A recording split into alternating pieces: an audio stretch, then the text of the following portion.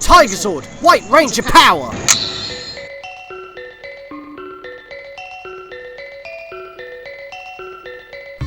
Hi guys, welcome back to another iteration of What's in the Treasure Chest.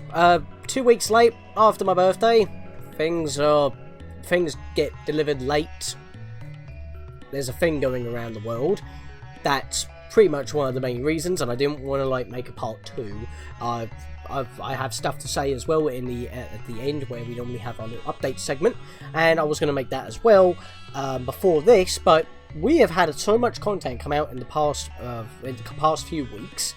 It's been insane, and it's mostly been live stream archives as well as editing down more Shadow Man, but we'll get to that in a bit, mainly because we have some stuff to show off. And you know, I wasn't expecting to make this video because, considering what is going on around the world, I wasn't really asking for anything for my birthday this year, and yet everyone's too generous, and I can't thank them enough. Did say save your money, but they still got me something anyway, because, I mean, I guess you've got to be kept entertaining at some points. People want to be nice, and that is a good thing, because there are so many assholes out there. It's unbelievable. But, yeah, that's going a little bit too into the nitty-gritty. I already have a video talking about that sort of thing, and it's still going on. We're going to leave all that behind, and we're going to be focusing on this, and it's the only way I can really give thanks, especially since I've already done it with everyone individually. But you know, there's still some stuff that I want to discuss. So, first item is from dear old Mama, and that is Pokmon Sword. Yes, I finally have it now. It took me a while. Again, I've mentioned a few times that I have been interested in this, not only because it's based off the country I live in. The Galar region is basically England, but the thing is as well is that I like swords, so why won't I get the one that has the sword? So, saying all that, I've also been interested in, you know, actually all the customization. I've been interested in the gameplay. So I actually like the designs of some characters. I mean, Twilight Wings Episode 4 was actually one of the most well animated ones, and yet somehow they stuck in a dugong in there, even though you can't get it in here. So I don't know, limited Pokedex with, you know, Dexit, but funny how that's a thing as well when that was happening. But yeah, this is not a bad game. I've actually started playing it since. I've been playing it with Stella Chondrite by screen sharing through Discord, but one of the few things that has really irked me with this already is that you can't play on the wild area with friends like it was advertised. It's randoms only. What happened to the Power Book from Generation 4, 5, 6, 7? Every single generation has the ability to register a game friend code. Not just the system, but the game friend code as well. So you can literally play with your friends. Instead, in this game, you have to type in like a special lock code so you don't just do it with a random person, and maybe you'll connect, because, you know, since it's only 3 digits, there's only so many possibilities, and someone might guess the number. If it was 4 numbers, then like a PIN number on a like, you know, a debit or credit card, then yeah, fair enough, but it's only 3 numbers, and it's luck of the draw if you do actually connect together. And the thing is that when you want to interact with someone else's camp when they set up, you have to be visible on their screen in order to do so. And for whatever reason, one person can see the other person, but not the other way around. And you have to keep disconnecting and reconnecting. And it's so stupid. And that's my major criticism of this. Which I didn't actually think I was going to be criticising, because, you know, they did it right the previous generations when they were first experimenting with online connections with friends. This is a paid service, and you do not introduce that same system that you had on the previous games is absolutely baffling. I know, I'm riffing. I've been riffing a lot on this game, but I'm still having fun with it. It's just, I cannot interact with some of my friends' camps to hang out with their Pokemon and, you know, do stuff, because it's just randoms. I mean, you would at least think that it would prioritize people that are on your friend list playing at the same time. I see the little stamp in the corner of the screen here, mirrored for me obviously, but for you guys you would have like little stamps here, but when you go into the YCOM itself, they're not there, and they're not visible, or like in the wild area. It is absolutely baffling. Whoever made that seriously fix your shit. You've had a year to already release a patch already. You're working on DLC. There was no excuse why a PAL book shouldn't be in the game. I know we always complain about friend codes in Nintendo games when you already have your system friend code, but it doesn't even use that. That's the weirdest thing. It gives you a mark saying that they are your friend, but it doesn't prioritize it. Why would you prioritize everyone else in the entire world except for my friends? Makes no sense to me. Because the whole point of having someone on your friend list is for priority. It's to make it easier. It's to make it more convenient. I don't get it. But other than that, I've already got my Galarian Slowpoke. I started with Grookey, even though I was tempted to start with Score Bunny. And, yeah, I don't really have much of a problem with anything else. I mean, the graphics actually look a bit better than what I was thinking of, but they could still be, you know, using a little bit more polish than following set paths, reusing animations because of that whole debacle where they were lying about, but, yeah, lots to say about Gen 8. And right now, I'm a little bit on the high bit, but it's lowered it just a bit. It's like, I'm probably like on a 6, 7, maybe a 6.5 out of 10, just to chuck a number out there, because some things have really irked me. Thank you, dear mama, for that one. And, yes, now this one is actually, since it's a good segue, from Stellar Chondrite. I actually got 2 things, but we'll cover them all individually.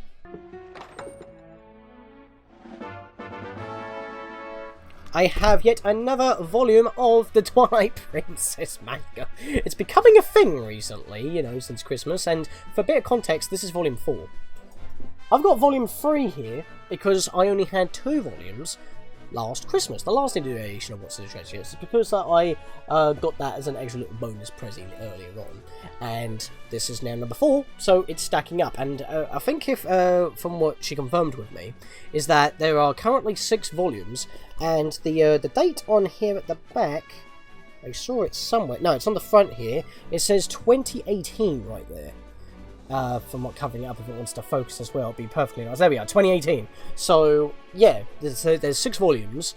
Again, they're taking them time, because this one, that one makes their way to Death Mountain. This one's at Death Mountain and entering the Lanayru Twilight, where Lake Hylia is. So, yeah, it really is taking its time. It's doing it in the segments that the game is, but let's be fair, it is the longest, most complicated story in the Zelda series, even though it's basically just a like, in essence, a Ocarina of Time HD is what most people see it as. Not exactly, because it is its own game, its own plot, but they've really taken their time with this and going into detail. And again, I am loving the artwork, and, you know, it's just yet another one to add to this, like, collection right here. It's getting big, and this is like, other than some Pokemon, maybe comic books or manga, I can't remember if I did have them, but over the years, they've been put away in storage and I don't remember them. This is all what I have for manga, so yeah. So there's a bit of context for why I've got volume 4 but I haven't shown off volume 3. It's because it was a bonus one throughout the gap between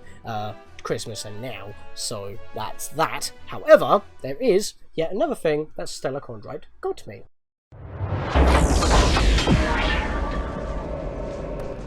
And that is this little Yu-Gi-Oh card right here. It is one of the cards that is based off of the White Ranger. The White Ranger Power Rangers. Because this is called the Super Quantum White layer. And that's basically saying Mighty Morphin White Ranger, effectively. I mean, there's other Super Quants, as they are coined as, that reference other Power Rangers from other series. But the reason why she got me this one in particular is not only because that I cosplay that one, and Morphin and all that, but during our last adventure, where I did debut as the Mighty Morphin White Ranger, and met Jason David Frank with the frame that is out of frame. You can see it poking out the side there. But yeah, I mean, that's why I have Saba down here as well, so, and the Morpher up there. But yeah, I do the White Ranger, the helmet's there. When we were last at MCM Comic Con, as I'm stammering with my words, I got the Super Quantum Mech Beast Lustrex, which, even though is obviously a, well, Rex, if it wants to focus again, for some reason my camera's being a little bit late on the uptake here today. Focus, you moron! There we are, it took a bit there. But yeah, so that's the Mech Beast Lustrex, and this one is the Ranger to go with it. So that's the Ranger, that's the Zord. So yeah, that's basically the Mighty Morphin Tiger set right there. So again, bit of context, but that is cool. So I mean, I've only been recently getting into Yu-Gi-Oh! Yu-Gi-Oh! I've got Yu-Gi-Oh! Duel Links. I've had that for about a year now, and I've been playing it on and off. But, you know, I grew up mostly with Pokemon, Power Rangers obviously, and Zelda and all that, and it's like, when it comes to Yu-Gi-Oh! I had a little bit more history with Digimon because of Digimon Rumble Arena on the PS1 that I'm still after, and I just haven't been looking for it because money is an issue, so you know what that is. But it's still pretty awesome considering that that completes the little set of cards that I have right there. Now I've just got to actually build a deck and actually use it without relying on Duel Links. Got to get used to that, but hey, maybe I should get Duel Links on the PC and I'll have a few matches. I can record my phone, but that's not a problem. You know what? That's a good segue as well. Speaking of my phone, my phone's in here for some reason. I don't remember putting this in here. Oh, right, okay, I guess there's no other way to ever show this off than just point it at the camera.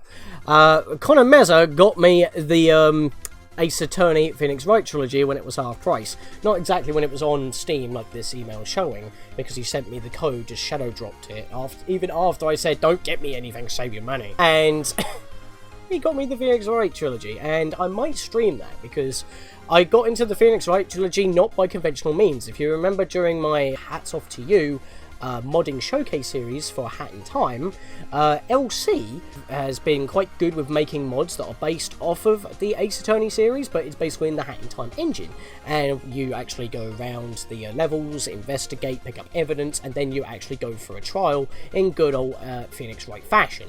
And yeah, and now I have the first trilogy on PC, so at some point I might stream that, because I'm going to be talking about live streaming in a bit, because if you've noticed recently, during the month of May 2020, streaming's not been happening a lot with me, but with other people. Again, I'll cover that later.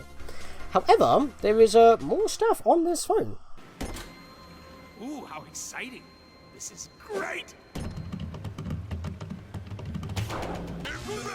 Because there is a lack of socialising in our personal lives, when it comes to playing games, you have to rely on online. And this is a game that I didn't think I would actually be interested in. It's kind of a horror game, but at the same time it's basically 1 against 4 at maximum, and that is Dead by Daylight. If that would like to focus, it never seems to. My camera is bloody flipping useless. I'm not showing any personal data here, I'm just showing you the notification, and that was by Old Viking. He got me the game because he loves the game, plays it with his mates, and it's a really good game. I haven't played it much, but it's probably not going to be something for board streams, but you know, he streams it on his Twitch channel, so twitch.tv/altviking is where he would be playing all of his games like Warhammer, Dead by Daylight, League of Legends, anything that's pretty much on his Steam library, because he's trying to tackle that massive library of his. It's pretty ridiculous to say at least, but yeah, he got me that as a very early birthday present actually, but that's not why he got me, because you know, he likes to have a multiplayer fun time, and he also got me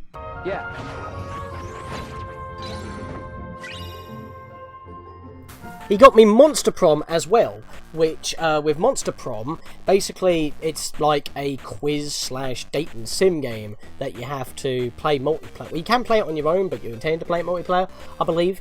And basically, I mean, I haven't actually gotten to a full round of this yet, because so many other things have been happening. But with Monster Prom, it's pretty cool, because like you're basically a monster at a monster school where you have to pretty much pick up a date within a certain amount of time. It reminds me of those Flash game dating sims based off intellectual properties like Naruto and all that.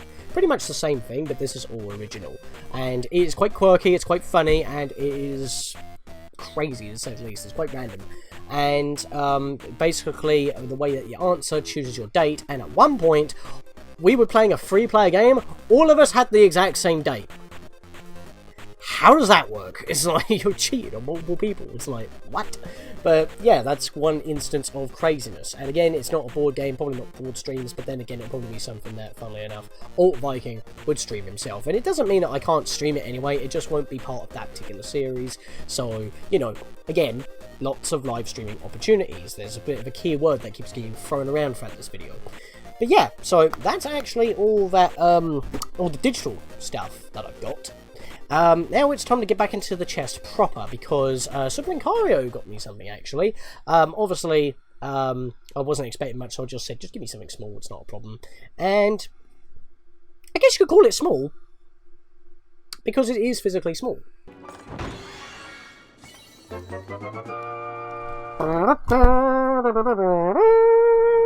Star Fox 64 3D. I've been after this remake for a bit, and I just haven't like been prioritising it because I've got so much other stuff to play.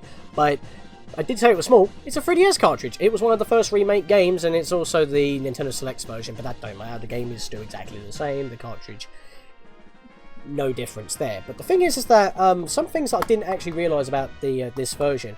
I knew that it was pretty much a remake, graphical enhanced and all that, and the voice clips were redone, although they still sound as corny. It's like, it just sounds like they cleaned them up like they did for Conquer Live and Reloaded on the Xbox, in comparison to the N64 original. But what I didn't realise is that the music has also been completely redone, the medals still exist, but there's also a score attack mode, where instead of happening to go through all the levels in story mode in order to get the medals, you can get individual medals playing through the level again in order to get them. And you can get a bronze, silver or gold medal depending. Obviously you get the hot shot medal, the normal, when you normally get enough hits in normal story mode during the story mode, and those are tracked for both 3DS and N64 variants. But it's kind of like a precursor to what they did in Star Fox Zero, where you can replay any level that you want without having to go through the story, and you can get any of the 5 medals that are hidden in those levels. So this one is a pretty big one, because my nan got it for me, and it was pretty much the only other thing other than Pokmon Sword that I wanted. I only wanted 2 items. I wasn't expecting them. I thought people were going to pass up. But my nan didn't buy it for me. I chipped in a bit for it, but I'm really thankful to say that she pretty much allowed me to get this, because this is pretty awesome. And considering my gaming history,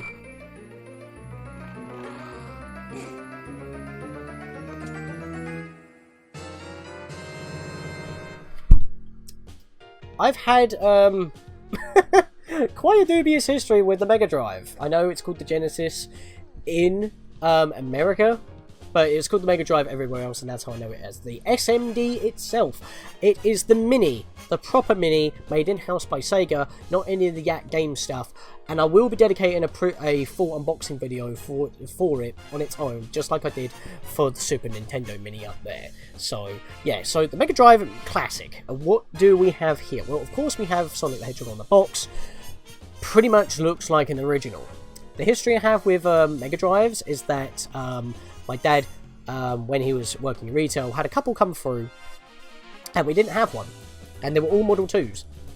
And throughout the years, brought one over, I tested it, didn't work. What didn't work about it was there was sound. The one that I did take, that I did actually keep, had it sound for a bit, but then it gave up on the sound anyway. And my library for the Mega Drive is really small. Mostly just a collection of Sonic games. I think it's Sonic 2, Sonic 3, Sonic and Knuckles, Sonic Spinball, Fickle's Island or Flicky's Island, whatever it's called, and a couple of other games like Mickey Mouse and Donald Duck in the World of Illusion. That's pretty much my library right there. I know that my dad used to have a library at some point. He used to have a Model 1, but all I remember having is a Model 2, and the sound doesn't work, so I just never played it. It's not even set up in my setup over there. Anyway, I'm going off on one. I need to be talking about this in particular. This had games that I wanted on it, and obviously I'm going to be able to experience like a proper like Mega Drive experience because I can actually hear the music. I've played Mega Drives like in hospitals and all that when I was young. Mostly it was Sonic 1, and I believe it was again the Model 2. This is obviously based off the Model 1 in a miniature format. But yeah, the amount of games that you have on this back here, I mean, are you serious? Could you focus, please? I don't know how much I need to zoom this in order for you to focus. Finally, it focused! I don't know why that was taking forever. My camera's having a really bad time focusing recently. But yeah, it has exactly double the amount of games, including double the exclusive to the Mini only, like with Star Fox 2 on the Super Nintendo Classic. But this one's got 2 exclusive, which are Darius and Tetris. I never knew that Tetris was not on the Mega Drive to begin with, but yes, it has 2 exclusives compared to the that never released, excuse me, compared to the Super Nintendo's 1, but it's also got 40 classic games instead of 20. Not only that, but it also has probably twice the amount of quality and stuff that the because I have seen unboxing videos of the actual console itself, because you can remove other bits. It has an open cartridge flap, which the Super Nintendo Classic does not have. The only thing it seems to lack is borders, but of course, like I said, when I do the unboxing, we will be showing that off, as well as a quirk on here that pretty much gives you, technically, double than what is already on here to begin with, technically. But yeah, we'll get into that in the unboxing. I mean, like I said, I pitched in for that one as well to put toward it, but it's like, thank you Nan for that anyway, because, thank you everyone anyway, because I wasn't expecting nothing. Join. Boop. There we are, so now we're on Scriblio, so the people from previous are still here.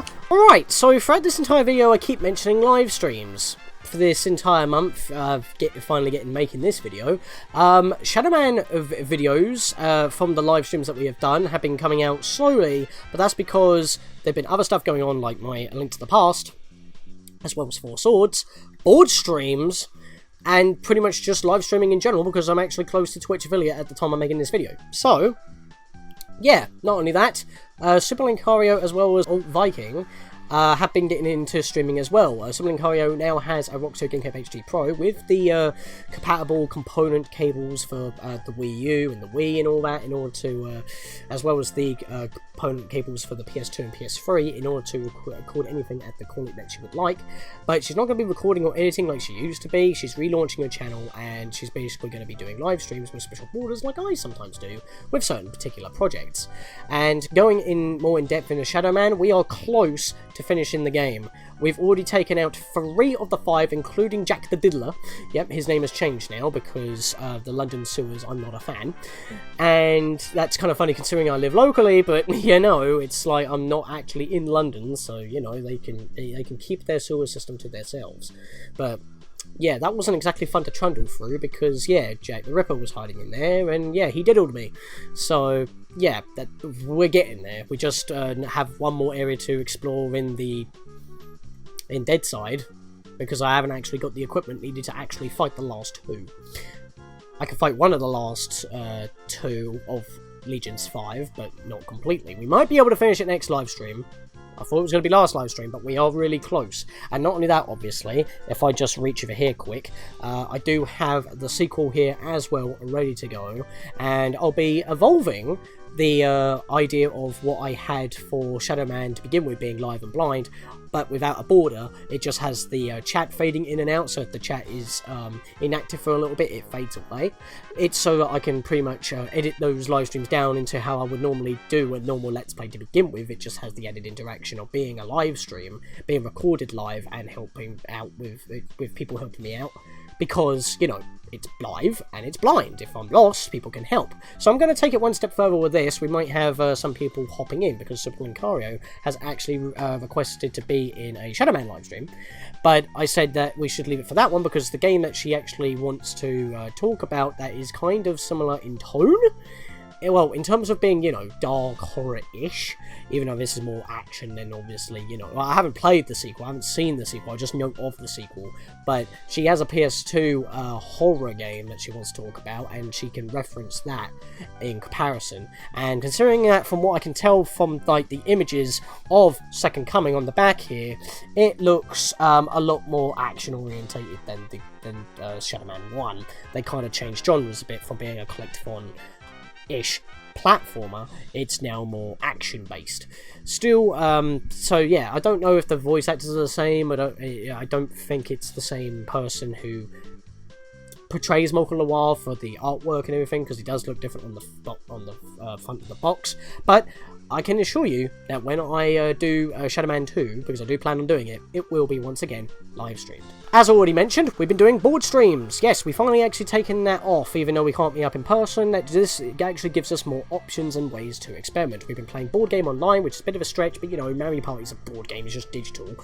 We can stretch that, it's still a video gaming channel, and you know, we also have Tabletop Simulator, so that we'll be able to actually play board games in a digital environment, and it's also easier for us to play it when we can't meet up, even if the thing that's happening within 2020 wasn't happening, because, you know, if it wasn't happening in 2020, we would also be, you know, busy with our, you know, personal lives, with work, jobs, sort of stuff like that, most all travel time and all that, and even when we meet up, we probably might want to just play Smash locally, because, you know, then you won't have to deal with the lag, because Nintendo servers are Nintendo servers. Obviously, you may have noticed that I have now finally started A Link to the Past, and in turn, me and my brother, Master Aaron, have started Four Swords. But actually, more than halfway through Four Swords at the time of making this video, and that means I've just hit halfway on with the episodes published of A Link to the Past. Obviously, I have got a few videos still ready to go to be published. I'm actually up to episode 15 now that I need to edit, so yeah, I'm actually 3/4 through both games, in their main story anyway. It's just, you know, going a bit slow because, you know, it's Aaron's decision when he wants to make Four Swords available, and they come out at a certain point after we've gone through a certain point of A Link to the Past, and normally, because we're at the end of Shadow Man, when I'm working on the Shadow Man videos, the Link to the Past videos come out, and when I'm working on Link to the Past, the Shadow Man videos are coming out. Something like that. That's kind of a thing. But of course, because I've been so productive recently, I've again overloaded myself. I don't have enough time in order to sit down for a good while to play the games I want to, except for the fact that, you know, when I get a live stream done, that's effectively 3 to 7 videos, like the latest Shadow Man live stream and board stream that we did. And, you know, it just kind of builds up a bit. So, yeah, even though the project's going slow, it's actually going fast, and I'm just taking my time. So there's not that big of a problem there. I hope you're enjoying the quality. I hope you're enjoying the sharp 480p, which is the maximum output of the GameCube, as well as the 60 frames per second that I can get out of it because it's 480p, as well as the presentation of how it's all being done. Aaron doesn't edit much. He doesn't do Let's Plays much. If he was going to do it, he would prefer live streaming, but when he does edit, it is funny as hell. So if you haven't checked out his half of the dual project in a way, you might want to go check out the Four Swords as well, because that would provide context as to what we're doing in Link to the Past, with how we unlock stuff and how we structure it. And yeah, at the same time, we also have both got a collaborative playlist that has all the videos in the intended order. Once A Link to the Past is done, I do intend to be covering the pseudo-sequel of the game, which I have tried live streaming before in the past, and then after that I just kind of stopped. But I do intend on going back to Ancient Stone Tablets, just not confirmed for now, because I also want to do randomizers, I also want to do verses, I also want to do ROM hacks of Link to the Past, and once Shadow Man is done with live streaming, I do intend to go back to Pikmin 2 Kaizo Edition. Now I know that I said that I would go back to that during my last What's Interest Chest update, but other update videos have came through between then saying that I was going to put on a hiatus, but I've got a second wind, and they will still be edited down after we do the live streams. But right now, because I'm doing Shadow Man, board streams, and hanging out with Alt Viking, Sibling Cario, and helping them out with them live streaming, it's like a bit too much at the moment. So let's get my project out of the way first, so I can get back to something that I've been putting off and people have been craving. And yes, I haven't gone back to Pikmin 2 Original to play it again, but at the same time, it's also playing it on the Wii version with slightly better stuff. So if I was going to go back to Pikmin 2 Kaizo, I would actually I would go slightly off rails to what I was originally going to do by using that one segment of the live stream as getting back into the swing of things, because it's not too difficult at the start, obviously. And because we're going to 1.1, we should finally have the treasure finder, and obviously we'll cover that when we're doing that. So yeah, that's all I have really to say, really. I mean, Hat in Time's slowing down, really, because I think we're done with that for the moment. Challenge Road's been only coming out once a month, if that. And even then, I haven't really been bothering playing many mods, because I'm focused on other stuff. We've finished the entirety of A Hat in Time, and that was probably one of the best projects I have ever made, personally. And it was well received as well. So, I mean, if you guys want to check that out, or check out any of the mods that I have covered, there is a collaborative playlist on the channel front page as well. And, you know, other than that, I do not have any announcements for future projects, because I'm kind of on the fence, because I'm busy with live streaming at the moment. I'm getting my foot back into that and being a little bit more regular. Still don't have a schedule.